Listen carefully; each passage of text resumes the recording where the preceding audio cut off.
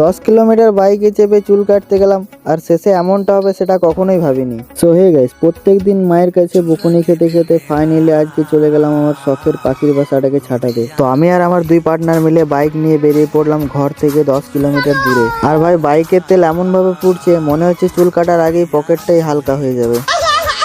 এরপর অবশেষে পৌঁছে গেলাম সেলুনে। গিয়ে দেখি ভাই এটা সেলুন না, মেলা বসেছে। এত ভিড় যে দাঁড়ানোর জায়গা নেই। তার উপর আবার টুইস্ট, কারেন্ট নেই। কিন্তু দাদা থামার লোক না, ফোনের টর্চ জ্বালিয়ে চুল কাটছে। এই লেভেলের ডেডিকেশন আগে দেখিনি ভাই। তারপর কিছুক্ষণ পরেই কারেন্ট চলে এলো। আমি বসে বসে অপেক্ষা করছি আর ভাবছি কখন আমার নাম ডাকবে। অবশেষে আমার নামটা ডাকলো, আমি গিয়ে বসে গেলাম চেয়ারে। তারপর আমি আয়নার সামনে গিয়ে অ্যাস্থেটিক ভাবে পোজ দিচ্ছি আর দাদা মন দিয়ে চুল কাটছে। এখনো পর্যন্ত যারা ফলো সাবস্ক্রাইব করোনি করে দিও, কারণ এরকম ফানি ব্লগ রোজ পেতে থাকবে। তো গাইস, আমার ফাইনাল লুকটা কেমন লাগছে কমেন্টে জানাও। এবার আমরা বাইক স্টার্ট করে ঘরের দিকে রওনা দিলাম। আজকের মতো টাটা।